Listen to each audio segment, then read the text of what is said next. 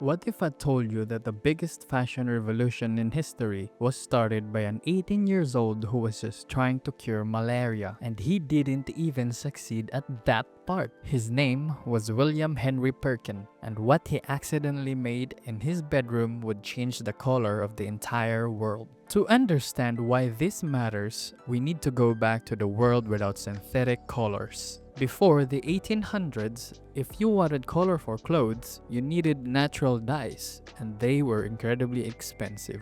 Purple, in particular, was the rarest color of all. For centuries, purple dye came from a tiny sea snail called murex. To make just 1 gram of dye, you needed over 10,000 snails. It cost so much that only emperors and kings could afford purple clothing. That's where the phrase "born to the purple" comes from. It literally meant born into royalty. Enter William Henry Perkin, born in London in 1838. Obsessed with chemistry since childhood. By 15, he was already doing experiments at home, causing minor explosions. By 18, he was studying under one of the most famous chemists in the world, August von Hofmann. At the time, malaria was devastating millions of people worldwide. The only treatment was quinine, and it was scarce. Hofmann believed quinine can be made artificially from coal tar, a smelly black waste product from gas industry. During the Easter holiday of 1856, while most 18-year-olds were having fun, Perkins' first attempt was a disaster. Brown sludge threw it out. His second attempt used aniline mixed with potassium dichromate, and something strange happened. At the bottom of the flask was a thick, dark residue. He almost threw it away, but something made him try to dissolve it in alcohol first, and that's when the world changed color. The solution dissolved into a gorgeous, vivid purple, a shade nobody has ever seen produced artificially before. Perkin stared at it. He had no idea what he had. He tested it on silk, color held, and it didn't fade. He called it mauve.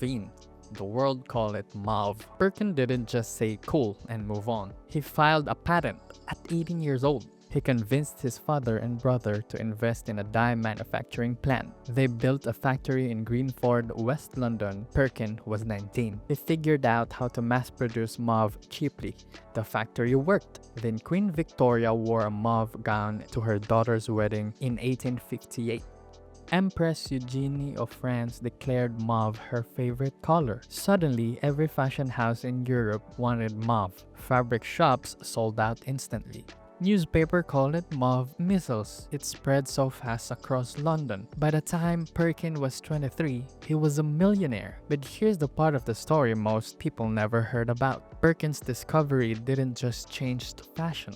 His success inspired a whole generation of chemists to experiment with coal tar. Within decades, they discovered hundreds of new synthetic dyes: reds, blues, greens, yellows. For the first time in history, ordinary people could afford colorful clothing. But the biggest ripple effect wasn't fashion at all. Those same coal tar chemistry techniques led directly to the first synthetic medicines. Aspirin, one of the most used medicines in history, born from coal tar chemistry. Antihistamines, used by hundreds of millions of people for allergies today. And sulfonamides, the first antibiotics, which changed medicine forever. The modern pharmaceutical industry traces a direct line back to Perkin's purple bedroom experiment. An 18-year-old trying to cure malaria made a colorful mess and accidentally built the foundation of modern medicine.